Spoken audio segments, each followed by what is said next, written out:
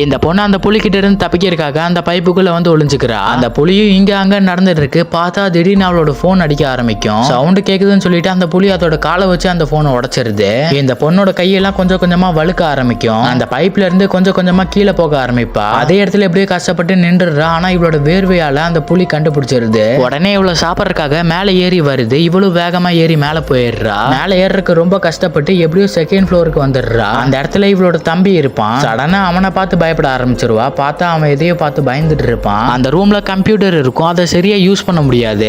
எவ்வளவோ ட்ரை பண்ணி பாப்பா. ஆனா ஒண்ணுமே வேலைக்கு ஆகாது. ஆனா இந்த பக்கம் அந்த புலி வந்து கதவு உடைக்க ஆரம்பிச்சிடும். இவங்களை கண்டுபிடிக்க கூடாதுன்னு எல்லா இடத்துலயும் சென்ட பரப்பி விட்டுடுறா. அதுக்கப்புறம் அந்த புலி ரூம்குள்ள வர ஆரம்பிக்கும். ஆரம்பத்துல இவங்களை கண்டுபிடிக்காது. வந்த உடனே பெட் மேல ஏறிடும். அந்த புலியோட வெயிட் ரொம்ப அதிகமா இருந்தனால அந்த பெட் இவளோட மூஞ்சி கிட்ட வரைக்கும் வந்துடும். அதுக்கப்புறம் ரொம்ப நேரம் ஆகிரும். பார்த்தா அந்த புலி அங்க இருக்கவே இருக்காது. அது போயிருச்சா இல்லையான்னு இவங்களுக்கு சுத்தமா தெரியாது. எவ்வளவு நாளா பக்கமும் சுத்தி பாப்பா. அந்த புலி எங்கே இருக்காது. திடீர்னு பார்த்தா அந்த புலி பெட்டை விட்டு இறங்கி இவங்களை பார்த்துரும். உடனே ஓட ஆரம்பிச்சிருவாங்க.